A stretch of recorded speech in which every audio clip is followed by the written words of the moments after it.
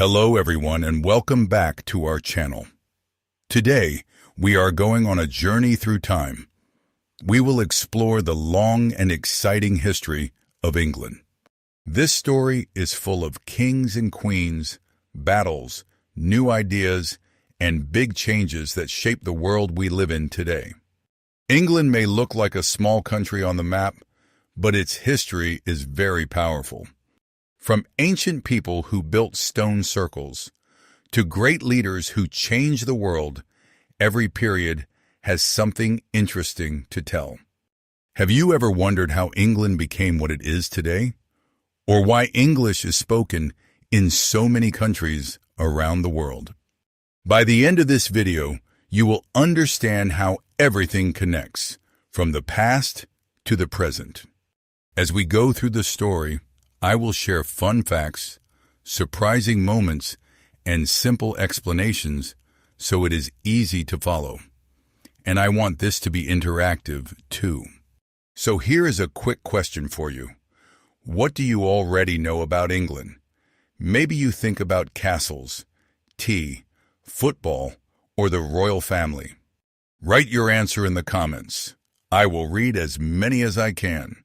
Also, if you enjoy learning history in a simple and fun way, please like the video and subscribe to the channel. It really helps me create more content like this. All right, are you ready? Let us begin our story thousands of years ago, long before England had cities, roads, or even a name. The first people who lived in this land were small groups of hunters and gatherers. They moved from place to place, looking for food. They used simple tools made of stone, wood, and bone. Life was not easy. They had to survive cold weather, wild animals, and many dangers. But slowly, people learned new skills. They began to grow crops and keep animals. This was a big step forward. One of the most famous places from this early time is Stonehenge. It is a circle made of huge stones, built over 4,000 years ago. Even today, people still ask many questions about it. How did they move such heavy stones without modern machines? Why did they build it? Some experts believe it was used for ceremonies or to study the sun and stars. But the truth is, we are still not completely sure. Now let us move forward in time. Around 2,000 years ago, a powerful empire arrived in this land, the Romans. The Romans came from a city called Rome in what is now Italy. They had a strong army and wanted to control more land. In the year 43, the Romans invaded England. At first, many local tribes fought back, but the Romans were very organized and strong. In the end, they took control of most of the land. This was a huge change for the people living there. The Romans built roads that connected different parts of the country. Some of these roads are still used today. They also built towns, houses, and public buildings like baths and markets. Life became more organized. One famous Roman building is Hadrian Wall. It was built in the north of England. It was very long and helped protect the Roman land from tribes in the north. Imagine building such a long wall without modern machines. That is quite impressive. The Romans also brought new ideas. They introduced writing, money, and new ways of building. People started to live in towns instead of small villages. Trade became more common. But the Romans did not stay forever. Around the year 410, the Roman Empire began to weaken. They had problems in other parts of their empire and needed their army at home. So they left England. After they left, the land became less organized again. There was no strong government, and new groups began to arrive. And this is where the story becomes even more exciting. After the Romans left, England was no longer under strong control. This made it easier for new groups of people to come and settle. One of these groups was the Anglo-Saxons. They came from areas that are now Germany, Denmark, and the Netherlands. They crossed the sea in small boats and arrived in England over many years. At first, they lived in small villages. They built simple houses made of wood and straw. Most people were farmers, and life was still quite hard. But slowly, the Anglo-Saxons created their own kingdoms. In fact, there were 7 main kingdoms. This period is often called the time of the 7 kingdoms. Each kingdom had its own king, and they often fought with each other. So England was not one country yet. It was divided.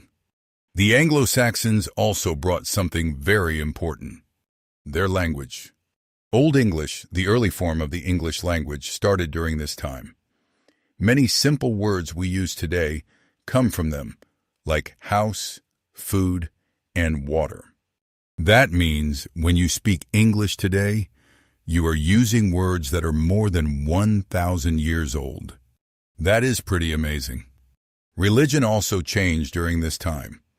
At first, the Anglo-Saxons believed in many gods, but later, Christian missionaries came and introduced Christianity. Churches were built, and this new religion slowly spread across the land.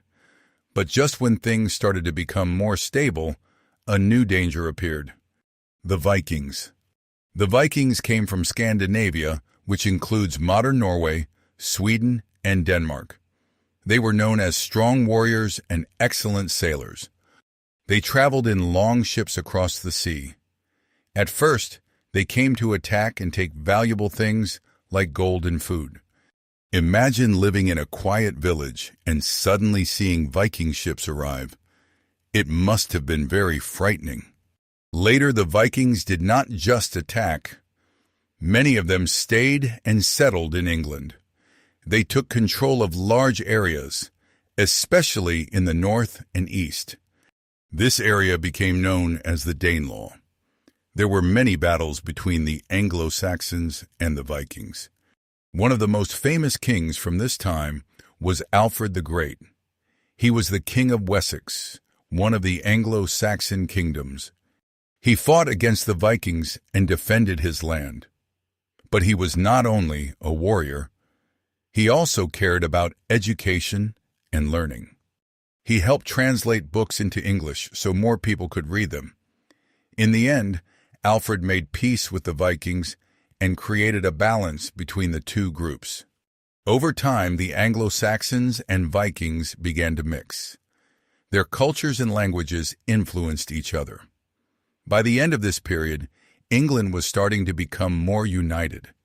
Now we arrive at one of the most important years in English history, the year 1066. This year changed England forever. At that time, the King of England died and did not leave a clear heir. This created a problem. Several men wanted to become the new king. One of them was Harold, an English nobleman. He became king first. But there was another man who also wanted the throne. His name was William, and he came from Normandy in northern France. Today, we call him William the Conqueror. William believed that he had the right to be King of England, so he prepared an army and sailed across the sea. In October 1066, the two armies met in a famous battle called the Battle of Hastings. This battle was long and hard. Both sides fought with great strength. In the end, William's army won. King Harold was killed, and William became the new King of England. This moment is known as the Norman Conquest. So why is this event so important? Because it changed England in many ways. First, William brought a new system of control. He gave land to his followers, and they had to serve him. This system is called feudalism. Second, he built many castles across the country. These castles helped him control the land and protect against enemies. One of the most famous castles from this time is the Tower of London. It still stands today. Imagine living in a time when castles were being built everywhere. It must have felt very different and maybe a bit scary. William also wanted to know everything about his kingdom. So he ordered a huge survey called the Domesday Book. This book recorded who owned land, how many animals people had, and how much wealth there was. It helped the king collect taxes and control the country better.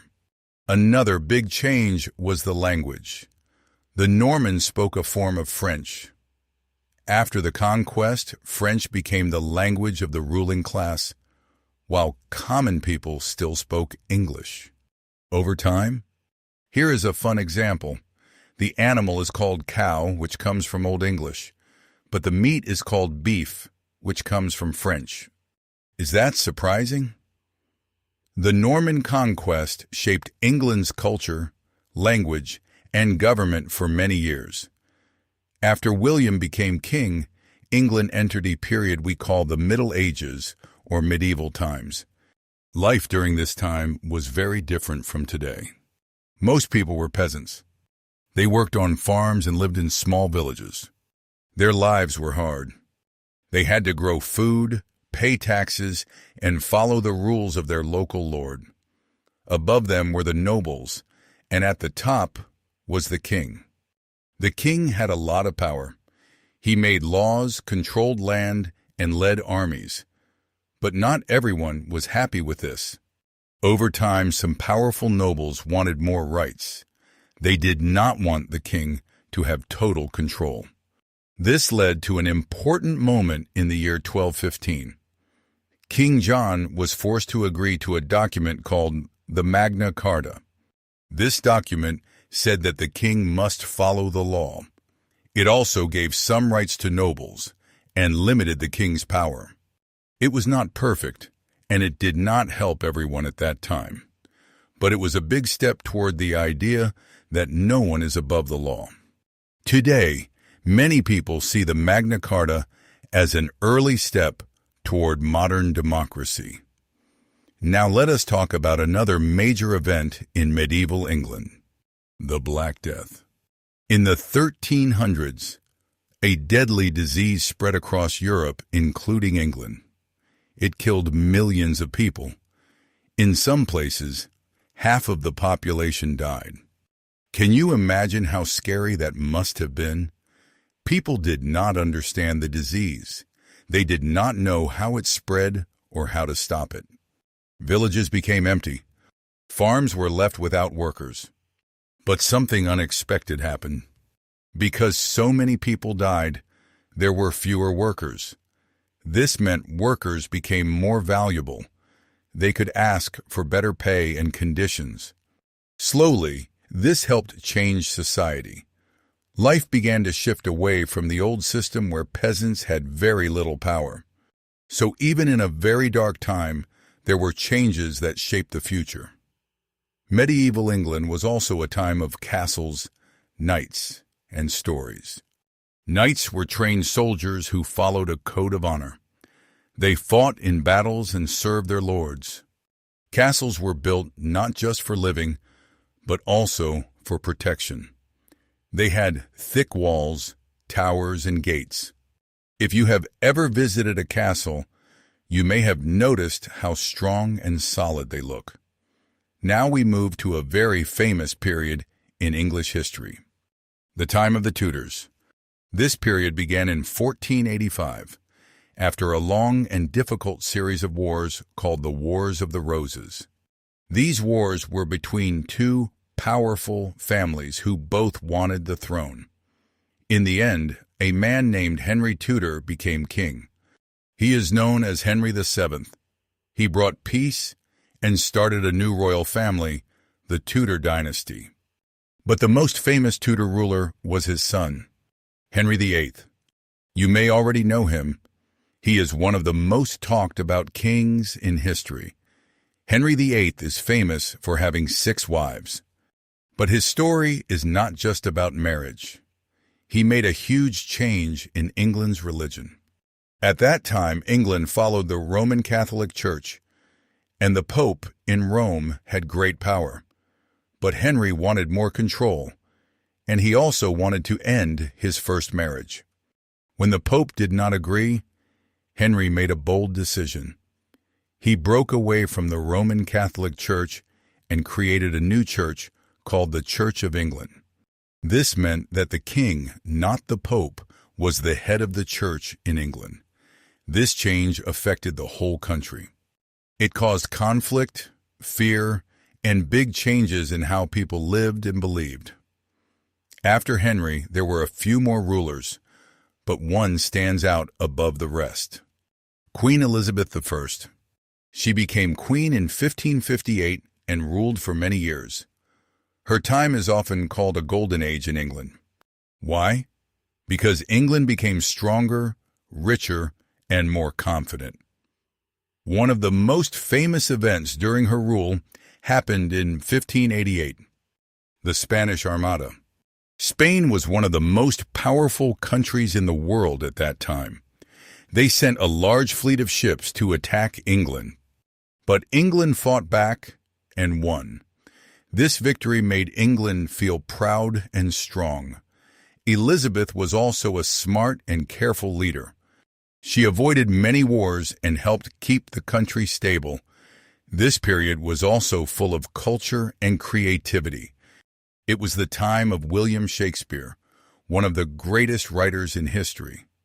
He wrote plays that are still performed today, like Romeo and Juliet and Hamlet. Imagine going to a theater in London hundreds of years ago and watching one of his plays for the first time. That must have been an amazing experience. After the Tudor period, a new royal family came to power. This was the Stuart family. At first, things seemed calm, but slowly, problems began to grow. The main problem was power. Who should have more power, the king or Parliament? Parliament was a group of leaders who helped make laws and decisions. They wanted a bigger role in running the country. But the king at that time, Charles I, believed that he should have total power. He thought his authority came from God. This led to serious conflict. In 1642, a war began. This war is known as the English Civil War. On one side were the royalists. They supported the king. On the other side were the parliamentarians. They supported Parliament. The country was divided. Families and friends were sometimes on different sides. The war lasted several years and caused a lot of damage and suffering. In the end, the parliamentarians won. And then something shocking happened. King Charles I was executed. This was a very rare and powerful moment in history. A king was put on trial and killed by his own people. After this, England did not have a king for a short time. Instead, it became a republic, led by a man named Oliver Cromwell. Cromwell ruled as a strong leader. Some people supported him, but others did not like his strict rules. After Cromwell died, the monarchy returned. A new king came to power, but things were different now. People did not want a king with unlimited power anymore. This led to another important event in 1688, the Glorious Revolution. During this time, the king was replaced without a big war. A new ruler took the throne, but with limits. From this point on, the power of the king was reduced and Parliament became stronger. This was an important step toward the system of government we see in England today. It helped create the idea that leaders must follow laws and share power. Now we move to one of the biggest turning points in the history of England, the Industrial Revolution. This began in the late 1700s and continued into the 1800s. Before this time, most people lived in the countryside. They worked on farms and made things by hand. Life was slow, simple, and closely connected to nature. But then, everything started to change. New machines were invented that could do work faster than humans. Factories were built and production increased. One of the most important inventions was the steam engine. It allowed machines to run using steam power, not just human or animal strength. This led to new ways of transport, like steam trains. Imagine seeing a train for the first time in your life. A huge machine moving fast, with smoke coming out. That must have felt almost magical. Because of factories, many people moved from villages to cities to find work. Cities like Manchester and Birmingham grew very quickly, but life in these cities was not easy. Many workers had long hours, low pay, and unsafe conditions. Children also worked in factories. Homes were often small and crowded. However, this period also brought progress. Goods became cheaper and easier to get. New jobs were created, technology improved. Over time, people began to fight for better working conditions and rights. This led to new laws that helped workers, including limits on working hours and child labor. The Industrial Revolution made England one of the most powerful and advanced countries in the world. It also changed how people lived, worked, and thought. Even today, many things in our daily lives, like factories, trains, and machines, come from ideas that started in this period. As England became stronger during the Industrial Revolution, it also began to grow beyond its own borders. This was the time of the British Empire. An empire means a country that controls many lands in different parts of the world. During the 1800s, Britain built one of the largest empires in history. It included parts of Africa, Asia, the Americas, and Australia. At one time, people said that the sun never set on the British Empire. Why did they say this? Because it was so large that somewhere in the empire, the sun was always shining.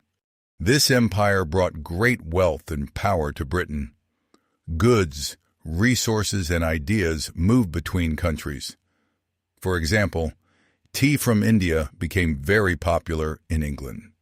Today, tea is still an important part of English culture. But the empire was not only about trade and growth. It also brought control and conflict. Many local people in these lands did not want to be ruled by Britain. They wanted their own freedom. Over time, many countries began to fight for independence. This part of history is complex. Some people see the empire as a time of progress, while others see it as a time of unfair control. It is important to understand both sides. During this time, Britain also became a center of science, learning, and culture. New inventions, ideas, and discoveries spread around the world. Railways, communication systems, and new technologies connected distant places. English also spread as a global language. That is one reason why so many people speak English today. The history of the British Empire still affects the world today, in language, culture, and politics. Now we move into the 1900s, a time of great danger and great change. This was the time of the two world wars. The First World War began in 1914. Many countries were involved, including Britain. Soldiers were sent to fight in difficult conditions. They lived in trenches, which were long, deep holes in the ground. Life in the trenches was very hard. There was mud, cold weather, and constant danger. Millions of people died in this war. When the war ended in 1918, people hoped it would be the last big war.